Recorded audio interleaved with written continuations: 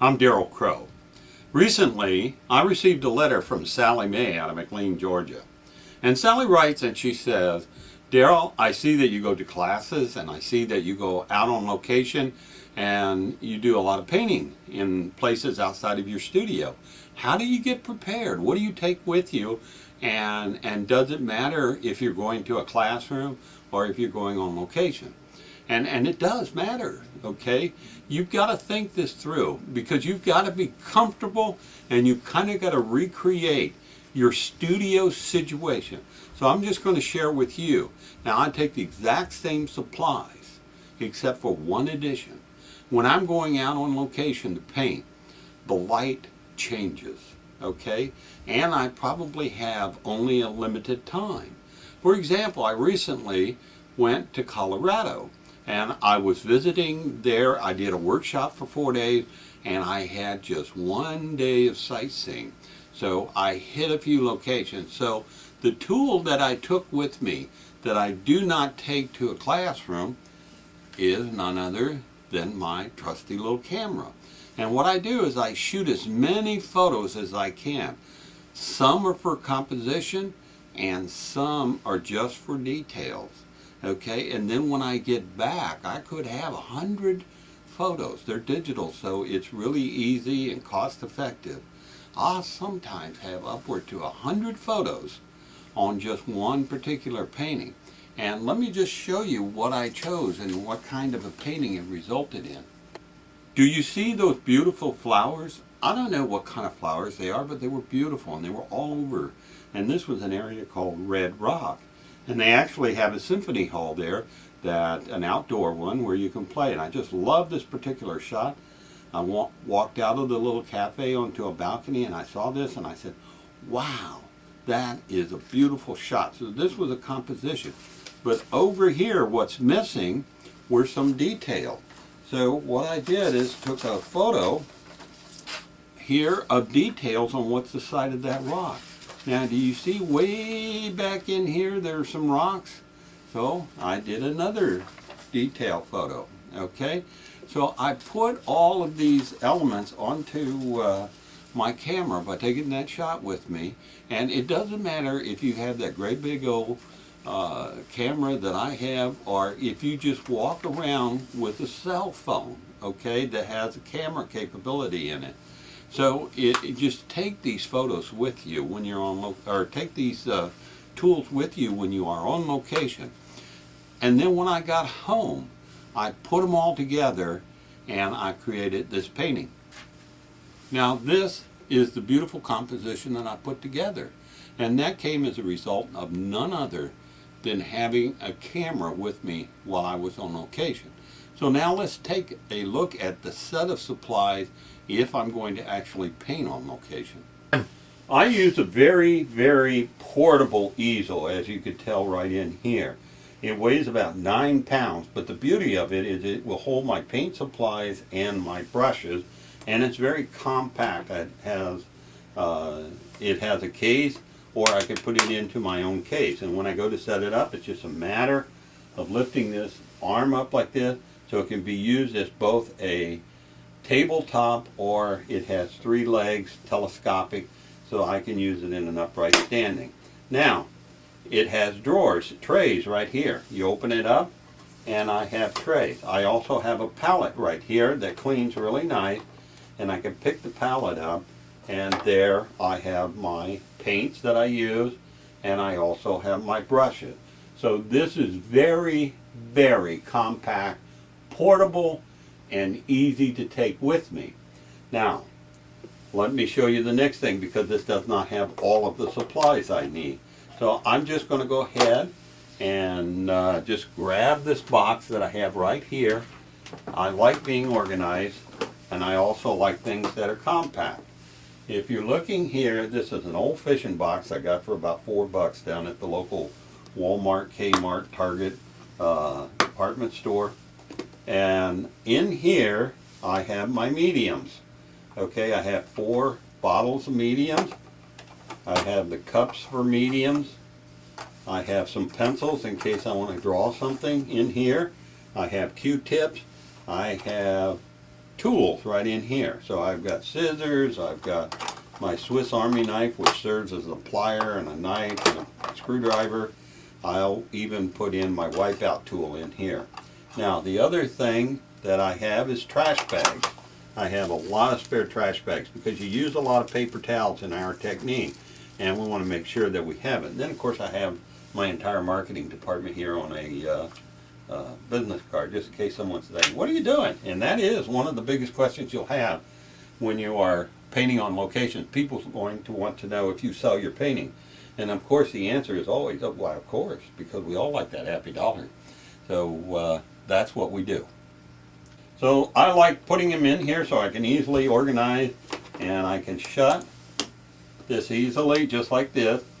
So since I'm carrying the trash bags, you know that one of the things I want to make sure that I also bring is my paper towel, and I'll just sit that right here, as well as some baby wipes, okay?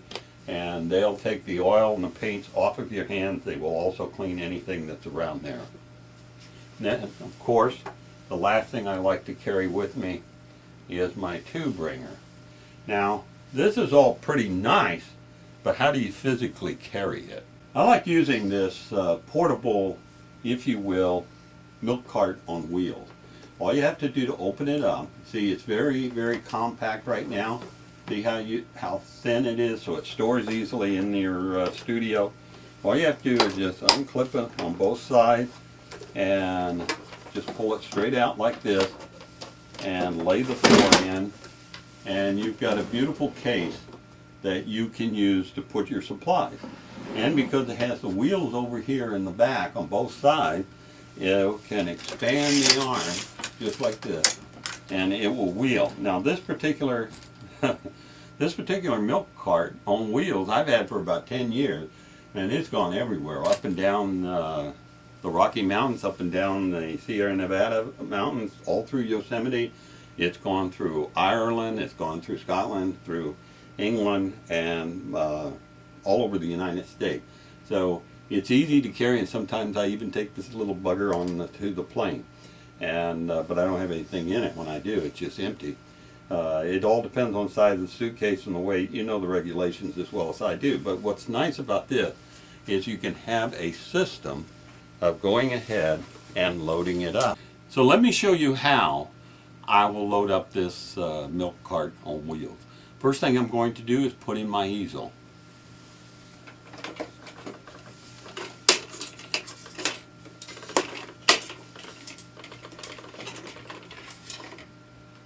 Now the easel fits in here nicely right in the back, and I'm trying to do it gracefully. So right in here, way up against the back, is the easel. Then I take my tackle box of miscellaneous and put it over here on the side. Then I take a trash can which has a rack in it that I use for cleaning and beating my brushes. So I place that right in here, okay? And then I take my paper towel, because that's one of the nicest things I use, and I just sit it right in here, and it's going to sit on a rack in there. And then I'll take my baby wipes, put them right inside. And then of course any other supplies like hand cleaner or a tube wringer, which squeezes tubes, and put it in there, and voila. All I have to do then is extend the handle, and I'm ready to go on location.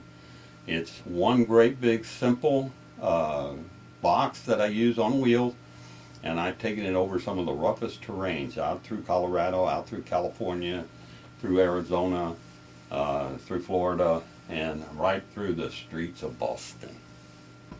Now I've covered just about everything except for the wet canvas.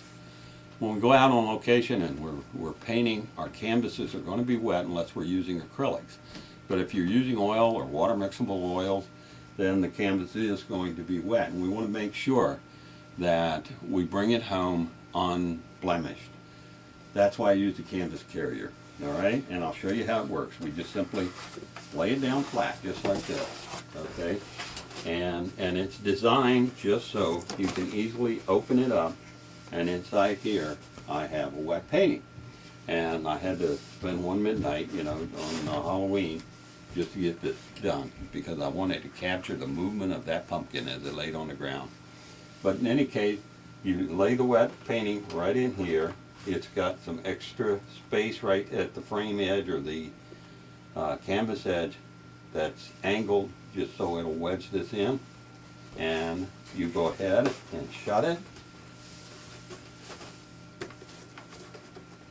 And that's called Canvas Carrier with a K. So you can find it online. And it's one of the nicest little devices I've seen in a while. And then you just pick it up. And if you have 2 or 3 paintings you're doing at the same location, get yourself 2 or 3 of these. They'll save you a ton of headaches. Now, I have a special offer if you'd like. We've just touched the surface on many of the questions that people ask. But there's a video that you can absolutely go and see that's going to address one of the most common questions I've ever been asked. And that's this. Daryl, how do I go about selling my painting? I know I'm brand new. I know that I haven't been doing this long. And people have been saying to me, I want to sell these paintings. All my family's saying these should be in a museum. And they're right, they should be. I know the kind of work you're doing. I know the kind of joy and love it's bringing forth from you and the beauty you're expressing.